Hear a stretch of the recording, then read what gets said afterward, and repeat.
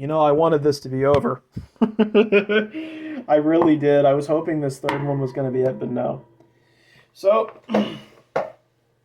the final closing remarks is I believe that this article was written in not only poor taste, but it was written from a very biased perspective from people who are not. I want to say that they don't critically analyze their material.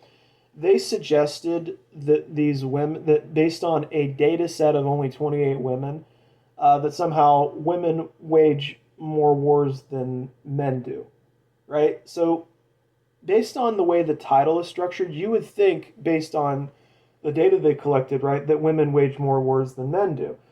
So I think one of the goals of this article is to try to make it seem as if women were more violent than men when they're in positions of political leadership. Except that isn't true. That's contradicted by more recent data that's been gathered and and analyzed. I just wanted to put that out there that if your conclusion is that women cause more wars than men, or that women are more aggressive than men, then you're just wrong.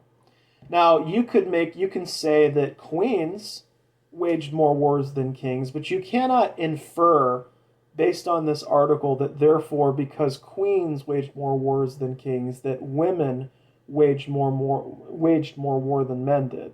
That's not true. Especially for the past 129 years, it's definitely not true. I just wanted to present this perspective and put this out there because this seems to be like a misogynist, like so-called home run against the Gynarchy community. Uh, the only thing though is that it's not even close. They didn't even put a dent in it. More recent data that's been collected over the past 129 years alone basically it's beyond it's blown out of the water. And I think that this is a desperate attempt by men to try to somehow reestablish themselves or reestablish some kind of uh, male supremacy or authority that is quickly vanishing as time goes on, as the leadership of women becomes more prevalent, as it becomes clear to others that hey, maybe men shouldn't be in political positions of leadership. Maybe men should just be in the military. Maybe men should just be here or here or wherever we feel that men belong.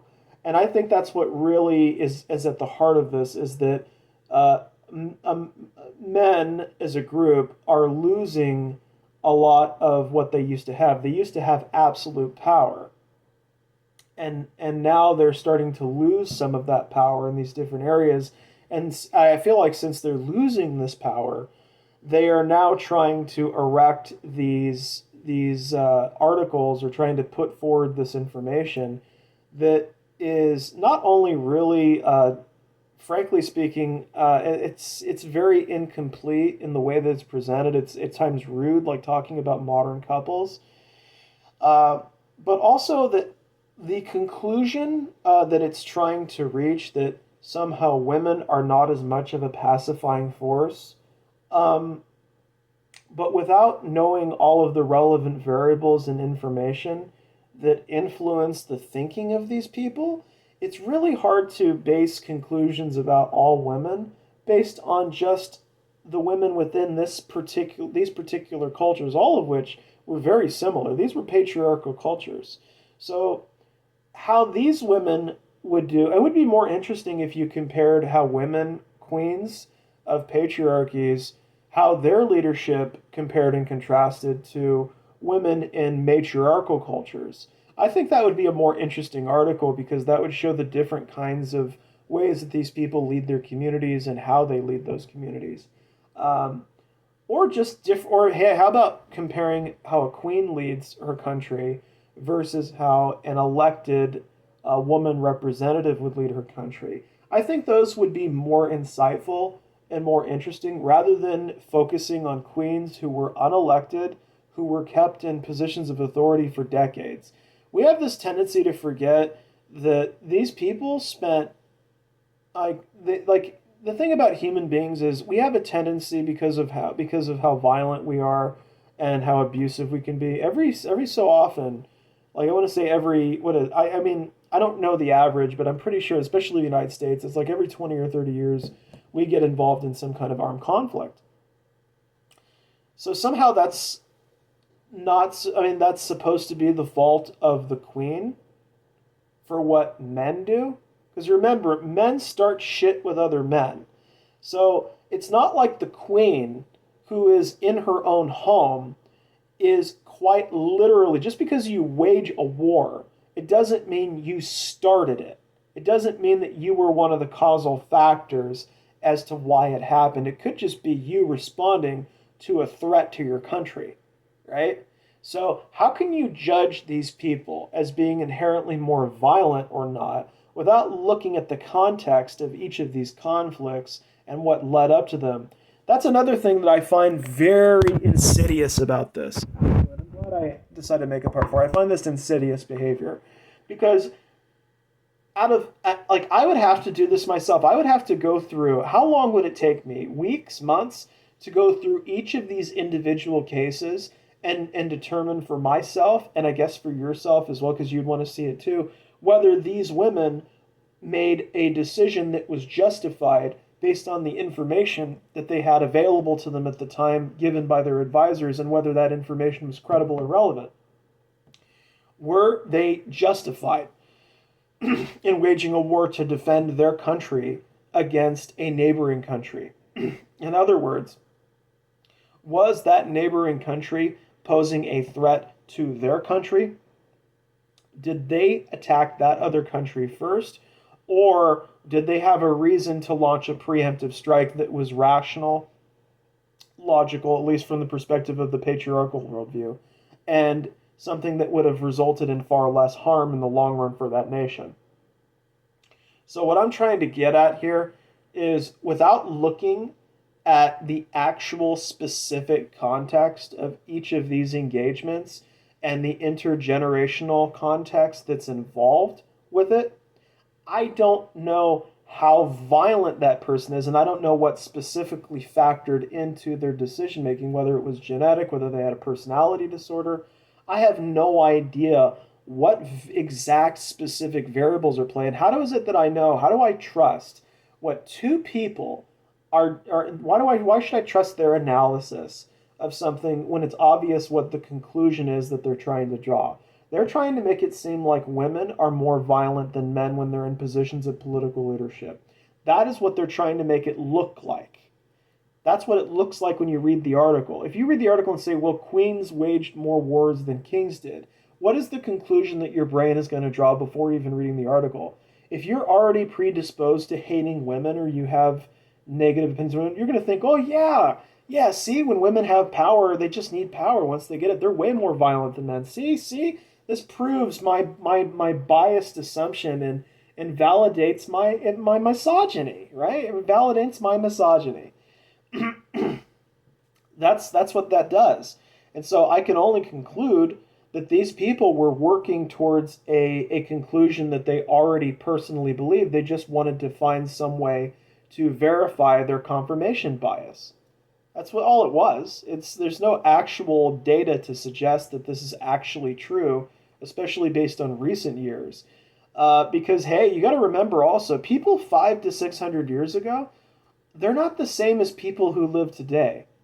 You know, we're living in a different era than we used to live in. So I don't think it's very comparative to compare a generation of people who were living 600-700 years ago, who were also, and again, this is what I mean by variables. These people who lived hundreds of years ago were more likely to die from certain causes. They had to deal with more health issues. We didn't have as much medical knowledge as we do now. So imagine, oh, I'm so sorry. Imagine that you're living hundreds of years ago, whether you're a queen, a man, or whatever, and you're getting like an onset of serious mental and or physical health issues, and there are no easy solutions. You know, there's no serious medication to take to balance out your mood, you know, to stabilize your mood. which I know some people have had to take for their problems. Imagine that you don't have any therapists, right? You have no therapists, you have no medication, and if you get one serious deadly disease that nobody has a current solution for, you're either going to be dead or maimed for the rest of your life, or you're going to have serious problems. And as these problems compound over time, they can have a seriously detrimental influence on how we function, how we even think, right? So, without knowing the specific health issues of these women, I can't even determine whether it's because she's a woman or it's because she's exhibiting symptoms of severe narcissistic personality disorder, right? Because that could be a detriment to somebody in a position that could cause somebody to want to go to war with somebody, right? Because they're easily injured. Narcissistic injury, you can look that up. What if the person is also suffering from other physical health issues that, especially as they get older, slow down, it makes them so physically miserable all the time that misery is all that they know? And what if in that misery, it brings on other problems, right? You're not able to think straight. You're not able to focus. If you can't focus and you can't think straight, are you going to be able to make a logical, rational decision in that moment, depending on how severe the pain is? I mean, again, I'm just saying these are some possibilities for what could have influenced somebody's decision making in a position of leadership. Because remember, how somebody leads when they're 50 or 60 years old isn't necessarily how they're going to lead when they're 30 or 40. And this is especially true in an era when you don't have advanced medical knowledge, you don't have advanced treatments that are available to us today that we're privileged to have because of all the technological advancement. I just want to put that out there that comparing two different eras without and trying to make it seem like, well, they're just more violent because they're the women's and these are the men's, and not looking at all of the other variables and factors, I think that's very, very, very, it's low behavior. And I'm not going to say people should be ashamed because I get it. It's this whole battle of the sexes thing that people are doing, especially the men who are so desperate to try to cling on to anything to support, their the belief they come into it with is they believe that they are superior, they're better, and they are looking for any kind of data that they can to try to prop up this myth, to try to prop up this mistaken belief of theirs that they are in fact better, and not just better in one category, but somehow better in the vast majority of categories that people would consider relevant. And one of them is who are more peaceful.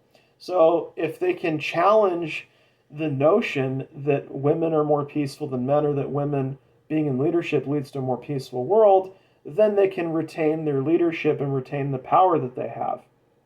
And I think that's really what this is about. This is their attempt, their desperate gasp to hold on to power. And it's too bad because, we're living in a different era now and people are going to make the choices they make regardless of how you or I think or feel. And I think the conclusion that I personally have drawn is I would rather be in a community led by women than one led by men any day of the week. But that's just me. Doesn't make me any better or any worse. It's just part of who I am. Anyways, I hope you guys have a great day. Peace out, everybody.